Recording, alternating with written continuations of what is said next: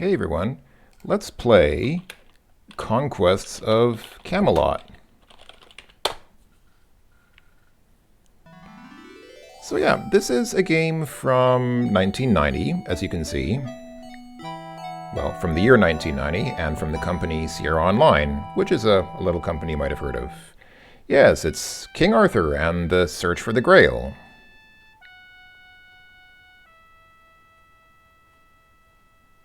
That's actually not the name of the game, though. The game is actually called King Arthur. It's not nice to pick your nose during the credits, sir.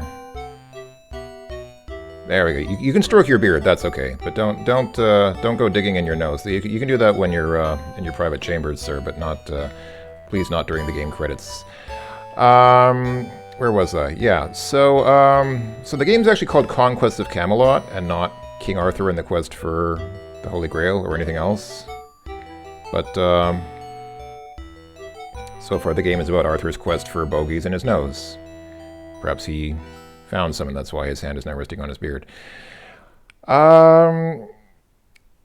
So, let's see. Let's go ahead and see the intro. It's probably a good idea since we haven't seen the intro yet. Let's watch the intro once. My Lord King, look upon your stronghold Camelot. By strength of spirit, skill of sword, and quickness of mind, you have built a kingdom that could live in legends. And I think it did, too. Beneath your firm and wise hand, the warring tribes of Celts, Saxons, Utes, is that Utes or Jutes, and Angles have been brought under control and foreign marauders driven from the shores. But were they right angles or obtuse angles, my lord? That was not specified. Your queen is the beautiful Guinevere, who loves you and whom you love dearly, yet you know that her deepest and most passionate love is reserved for your greatest knight, Sir Lancelot. And because Lancelot is chivalrous, brave, and a true friend, you do nothing to bring harm to him or your queen. Instead, you suffer in silence.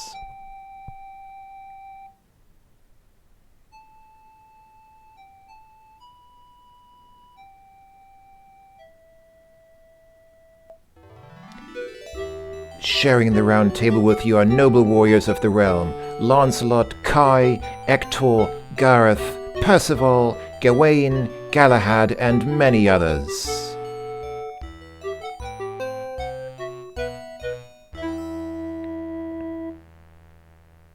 And no one knows how to spell any of their names.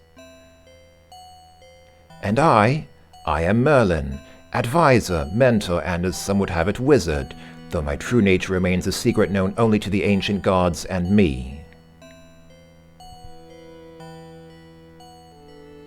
And that owl standing on my shoulder, that shifty-eyed owl who looks like he's up to no good, as he always does. I must speak to you now of dark truths. The forbidden love of Guinevere and Lancelot has cast a blight upon your soul, and in so doing has put a curse upon your kingdom.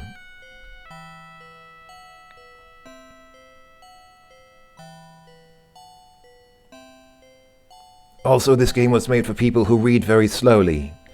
The fruit has withered on the vine, grain dies of disease, while springs and wells turn foul. Your people cry out to you for a miracle.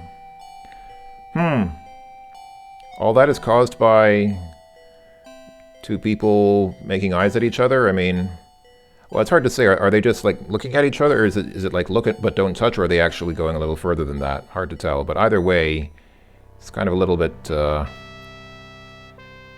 seems a little bit of a disconnect between cause and effect there. I mean, I understand, adultery is not, I'm not on board with adultery either, but I don't know that it would really cause that kind of agricultural devastation that you're describing there, Merlin.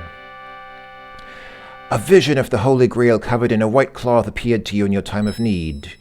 That one I didn't have time to read. Sir Gawain, Sir Lancelot, and Sir Galahad, all of whom look like heavy metal men. Gawain, Lancelot, and Galahad have not returned. The search must now fall to you, and during the search you will be sorely tested in physical, moral, and spiritual strength.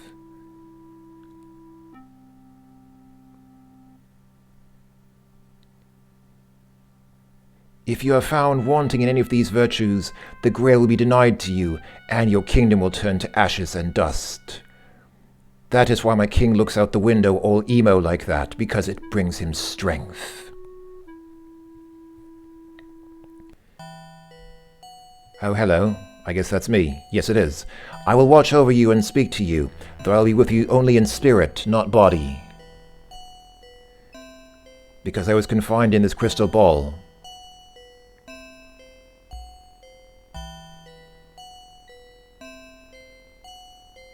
Kind of like an AI. I was an AI before it was cool, my lord.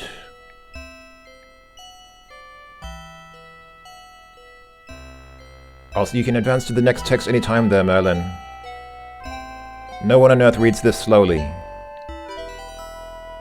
My cat reads faster than that, and I don't even have a cat. Are you for real now, Merlin? Okay, that was the end of the intro. Okay,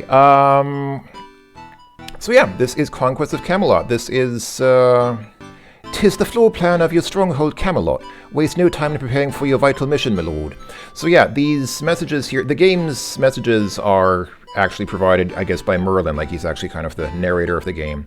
So yeah, we can use the arrow keys to walk around here. So if I walk to the left, there is nothing of import to you here, and urgent matters await you elsewhere. You can go into this little side room here, the side tower. Ah, this is the Chapel of the Two Gods. Nice.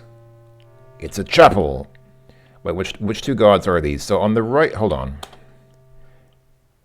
The double altar in the Chapel of the Two Gods reflects the power struggle between an old and new religion. So obviously on the right we have the cross, which symbolizes Christianity. Symbolizes the followers, you know, the religion of the followers of, I mean, it's Christianity. It's the world's largest religion, so I mean, probably people have heard of it. But what is that on the left? That's yeah, so on the right is the cross, the Christian cross. On the left is the symbol of Mithras, formerly carried upon banners into battle. Okay, so that one's a little bit, probably a little bit less familiar to modern audiences, but I guess it was still kind of a thing at the time, the period when this game was made. So let me take a moment here to just go through the game's menu. If I press escape, as usual, the game has, you know, as usual with SCI games, actually AGI games as well, there's a menu up here. So we can say about Camelot and look at the credits. So yeah, these are the credits, as one might have expected after selecting credits from the menu. And these are some further credits. All right, so help is, well, help just shows you help. Yeah, it's just standard SCI help. So here we have save and restore, the usual stuff from a Sierra adventure. Sound, volume, pause, repeat. So we can pause the game like this, and we get a nice little hourglass. Speed, so you can change the speed of the game as you could in SCI Adventures. Arcade difficulty. So here we're seeing the first signs of something a little bit different. This is kind of reminiscent of Quest for Glory 2, where you could choose hard, medium, and easy difficulty settings on the arcade sequences. I'm going to try going for hard because apparently you get more points when you play on hard difficulty. So we'll give that a try. And yes, you might gather from my use of the word apparently, I didn't play this game. So this is one of the most requested games that over the past few years. This is one of the games that people have most requested that I play. And I've always been reluctant to play it because I didn't play this as a kid. I have no memories of this. I actually never played through this game. I played the beginning of this game once, and I thought, looks like a cool game. I should play it sometime, and then I never did. So I have no memories of this game. I'm playing it a little. I'm kind of playing it semi-blind. I did play a little bit ahead to kind of see what's coming, so I kind of have some idea of the beginning of the game, but I don't know how the game ends. I don't have any idea about the middle or end part of the game, so this will be a new experience for me as well. But yeah, so actions, there's open person, draw a sword, which we can't do yet because we don't have either of those. And over here, you can look at our inventory and you'll see what you see upon your person is what you have. You carry nothing else at present. So yeah, we're not carrying anything, which is why we can't open our purse or draw our sword. So there's ask about. So you can say ask about, I don't know, ask about Camelot. But there's no one here to ask. You can also say ask Merlin about stuff, but he also, I guess Merlin is kind of, as he said, he's with us in spirit, if not in body, and so you can kind of ask him about stuff. I guess it's kind of like in-game hints. If you need an in-game hint, you can ask Merlin and he will magically assist you. Look at is just standard adventure game look at. And then the last thing here, shows score. Now you might notice there's no score bar at the top. There's kind of a black bar at the top of the screen where normally there would be the status bar showing your score.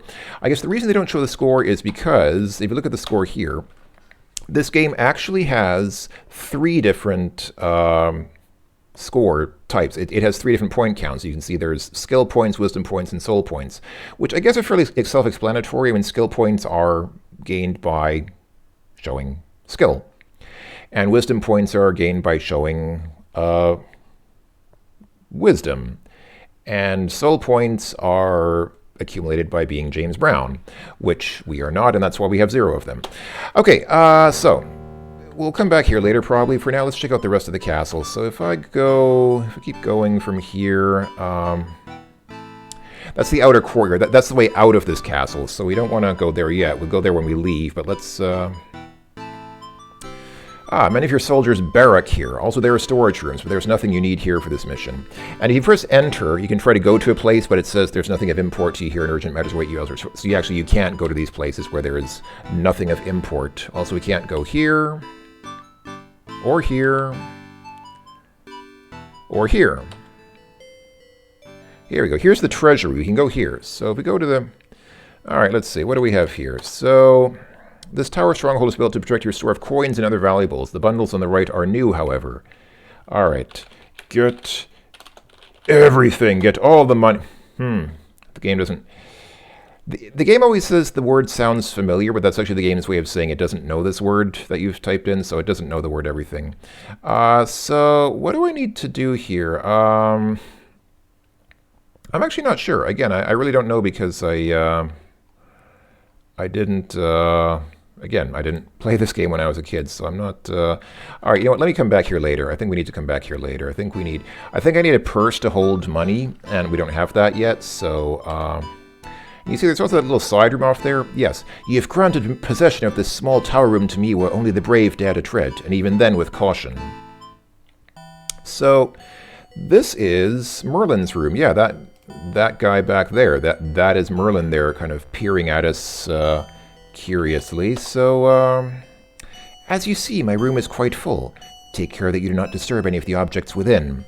So we'll come back here later as well. I think I'm kind of doing these out of order. So let me go back to where we started. So there's nothing important here. Oh, often Guinevere may be found here in the Queen's Bower. Okay, let's stop here for a second. Hey, there's, I guess that's Guinevere sitting there. Guinevere awaits you in her bower. The blight on Camelot has not spared this place, once the most beautiful garden in the land. It seems all right, doesn't it? I mean, what do you want? It has plants. The plants don't look that... Well, okay, these plants here look a little bit brown, so yeah, maybe like a couple of the bushes are a little bit browned, but, you know, that's what happens, you know, as you get older, your bush loses its color. I mean, that's normal, I think. Oh, and Guinevere stands up to greet us as we approach her. Let's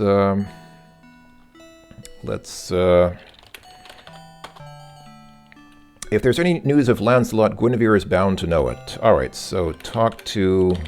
I have trouble spelling Guinevere's name because the game spells it differently from how it's usually spelled in our current modern parlance. I'm gonna just type woman because the game understands what I mean. I pray to all the powers that be, that you will return safely, that the Grail will be yours as surely it must be. And may you find and bring back all the noble knights who have gone before you on this holy mission. Alright, I think we can talk to her again, and yeah, this... Your fate will always be in my mind during the long and lonely hours. Yeah, this game does something that I kind of get annoyed when adventure games do this, where you have to keep typing the same command over and over to get, like, all the information, so you have to keep talking to Guinevere. I will add prayers for your return to those I have already made every day for Sir Lancelot. Oh, thanks a lot. So, And Sir Gawain and Sir Galahad, of course. So you're praying for 3 other guys, but since I showed up, it's like, oh yeah, okay, I'll pray for you too, my husband. Yeah, why don't I just toss on prayers for you while I'm at it? Yeah, but those are the 3 guys, or those are the ones that came to my mind first, because they're hotter than you. Okay. There's no more I can bear to say. Dally no more with me, my lord. Fare thee well. All right. Can we kiss her goodbye? Oh, okay. Yes, we can. All right. That was a very tasteful, very... I don't know if I would say chaste kiss, but at least certainly not too overdone. Can we kiss her again? Oh, yes, we... Oh, okay. All right. Let's not waste this opportunity because, you know... Can we hug her? We can. I like that they actually changed... They actually have different animations for hugging. Like, this is hugging. When they kiss, Arthur's head actually appears behind Guinevere's head because they modestly couldn't actually show them kissing, but you kind of see them coming together. Can we... I'm sorry, I'm going to be very crass just for a moment because I know some of you are going to wonder what happens if you try this. Really, husband? There'll be time enough for that when you return. But I hope you don't so that I can bone Lancelot instead. All right. Goodbye, my darling dear. Goodbye, my love. May you fulfill your destiny. All right. That's nice. And you might notice in this bush down here, let's take a look at, not at Guinevere's. I hope the game understands I don't mean Guinevere's bush. I mean this plant bush that's on the ground. The bushes are dying from the curse upon Camelot. I know they seem pretty lively, honestly. Like, they're mostly green. Alright, it doesn't say anything about that flower, but there's a flower that's kind of conspicuous. There is only 1 rose left in her garden, but I have no doubt she would be glad for you to have it. Alright, let's get the rose then. Wear it next to your heart. In time of need, it will guide you through danger if you recite the message of the rose. What's the message of the rose? I know that was a book by Umberto Eco, but I didn't actually read that. No, actually, no, that's not the... That's like the sign of the rose. What is it called? I think it's called the sign of the rose or something. I didn't read it, unfortunately. I've never read a book by Umberto Eco. Somehow it didn't appeal to me. This game also... So, I'm not that big on Arthurian legend, so I apologize for my ignorance. I think it's going to be apparent as I play this game that I'm not very familiar with the legend of King Arthur and the Knights of the Round Table and Excalibur and Merlin and all that. I mean, I'm vaguely aware of the basics because these characters are very... embedded in our popular culture, obviously. But I was never a really huge fan of Arthurian legend. That's another reason why I didn't want to play this game, because I don't feel like I'm the right person to really represent it. But I'll try to provide what commentary I can. I'll try to sort of fill in the blanks as I go, and maybe I'll be able to say something useful occasionally, although I doubt it. So now, hold on. If we press tab now, there we go. This is our inventory. So now we can see we're carrying Rose, and the game doesn't give us a description, but it gives us a picture, and I mean, I guess that's all you really need. I mean, you can see it's a rose. I mean, what is there to say? Smell the rose? The sweet, heady smell of the rose reminds you inevitably of Guinevere. I sniff my rose. Very good taste. No. All right, let's see. Did I, let me just check. Did I miss anything here? Yes, I do have a walkthrough sort of parallel to this window, and I will be fairly liberally checking the walkthrough because I don't like to miss stuff, honestly. I mean, you folks know I'm quite anal about points in most of your adventures, and in this game especially because you can't see your points, and there are those 3 different types of points. You have the skill, wisdom, and soul points. So I'm going to spend quite a bit of time just checking for points and stuffs and making sure that I didn't miss anything. So, oh wait, I'm supposed to ask Guinevere things. Hold on, Control A. Ask about Lancelot. I think this is different from how the game spells it, but hopefully the game will understand whom I mean. Yes. We are just good friends. However, it is true that I was the last person to talk to him before he went seeking the Grail. He said he would seek information from the Lady of the Lake. Okay.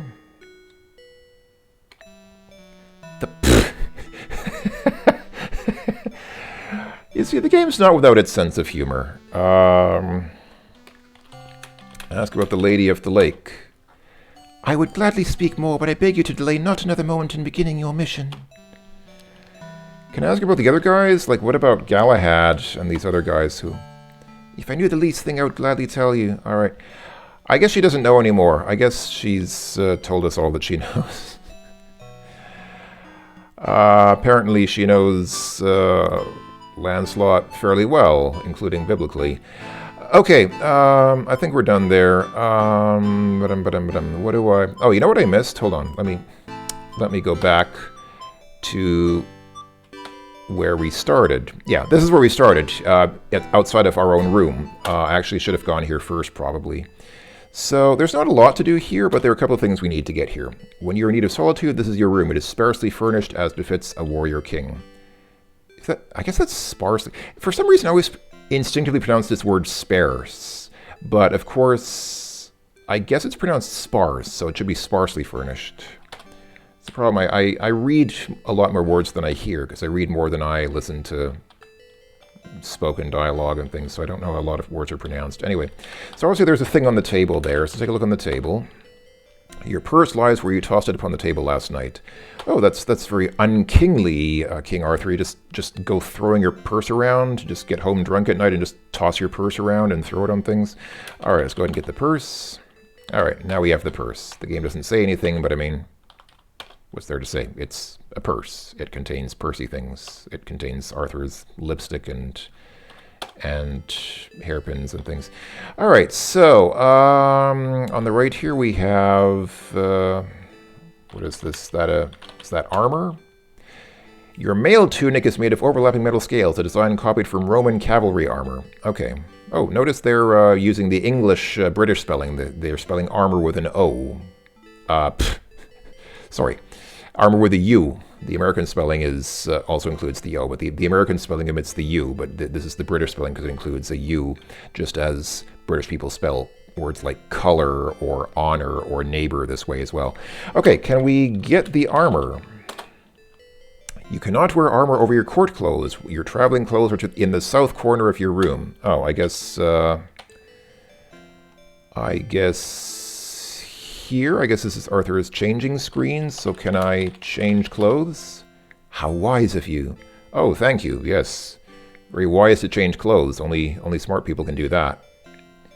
Alright, oh, he automatically okay, so he automatically puts on his armor and also picks up his shield and sword there that you can see him carrying. Why does he have... Oh, I see, okay.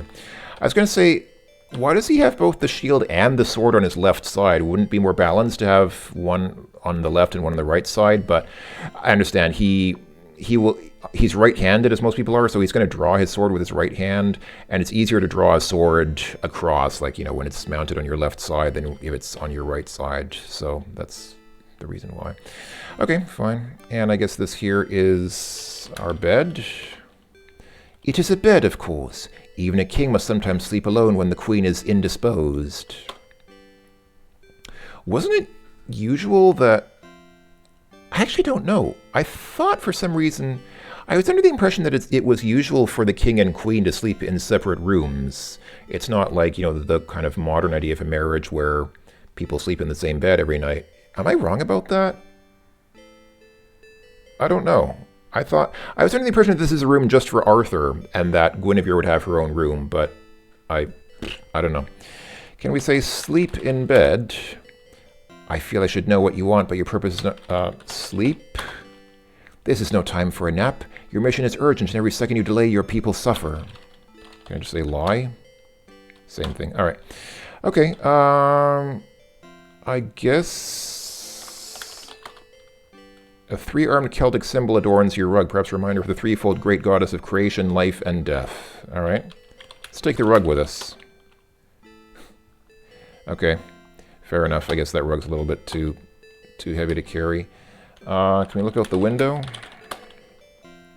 As soon as you can see the outer wall of Camelot and the hills, fields, and forest beyond. Unfortunately, you cannot see the queen's bower from here. Rumor in the palace has it that she placed her bower deliberately out of your sight. But that is only rumor. Also, the spelling rumor the British way. Why would you do a thing like that? Suspect. Alright, let's get out of here. Okay, what did I want? That's right, I want to go to the treasury. So, let's go back to the treasury here. No, not that way. There we go. Wait, no. These are the soldiers' barracks. Don't need to go there. I wanted to go here. Yes, here's the treasury. Okay, so I think now that we have the purse, we can get some money from this cat here. So he has what looks like, I'm guessing that's gold in the barrel on the right and silver in the middle, and then, what is that, copper or brass, or not brass, but bronze or something on, I don't know. Let's take a look at this guy. He is a powerfully built man, well able to defend this tower and your treasure. Heed his advice. I guess in these days, you know, today if you think of a banker is usually he's not a particularly physically well-built person, but back in these days you didn't have security guards on site. I guess you could actually, I guess you could. I guess there's no reason why you couldn't have extra guards here posted in the treasury, but here there's just one guy. So one big buff guy who is a fighter who defends the treasure. Can we get some treasure from you, sir? My king, if you seek my advice, I say this. Take with you coins of all three value, copper, silver, and gold. Each has its use. Was there not the concept of change at this time? I mean, it seems to me that it would be most efficient to only carry gold, because copper is like, I mean, carrying lower value coins on a long journey is not, I mean, lower denomination coins are not valuable unless you have like a small purchase. But I mean, we could just use like gold coins and get some amount of change back when buying stuff, couldn't we? All right, well, let's see. Let's take his advice. Let's get gold. Aye, gladly, if you'll but provide me with the purse to fill. All right, sure. Give him the purse. Thank you, my lord. I shall fill it according to your wishes. Did he fill it already? Okay, I guess he has the purse, and so now we need to tell about what. Okay, get gold. Oh, okay. Excuse me. You now have gold coins, my king. All right, let's take his advice and get all three. So let's get some silver. That looks very inappropriate if you... Without context, that would look very strange. Okay, there are now silver coins in our purse. And let's get some copper.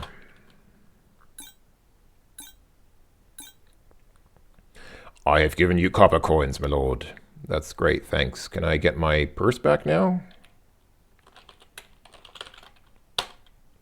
Here it is, my lord, as you command. Cool, thanks.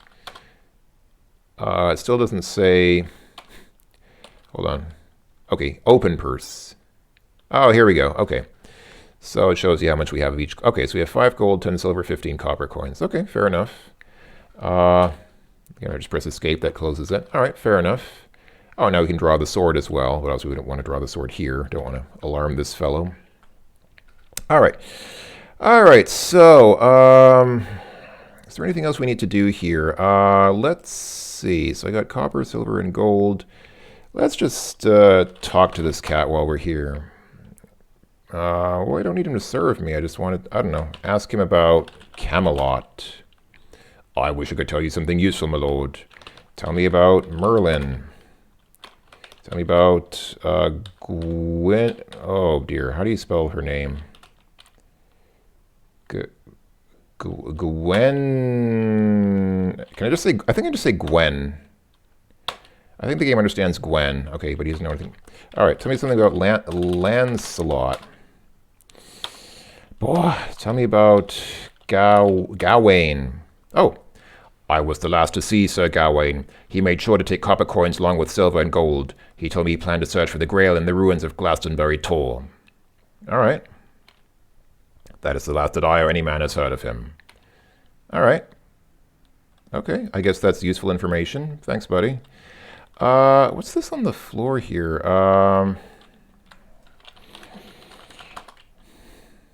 See nothing to significant to your mission. All right. And what are these bundles on the left? The game mentioned or on the right. The game mentioned bundles on the right. They're bundles that are stored here. Can we open the bundles? It was sealed by Sir Gawain when he left it here, and he charged me to see that the seal is not broken except by his own hand, unless he is dead. Well, maybe he is now. How do you know that he's not? All right, I don't think we can do anything here, so... Oh, hold on. Let me just check for one other thing, because... Yeah. So in this room, there is a little Easter egg. I showed this in a video that I made years and years ago, back in the very early days of my channel. Somebody requested that I make a video just of this, so I literally made a video just of this Easter egg. But I'll show it again here for those who haven't seen it. In this room, if you type ham and jam and spam a lot,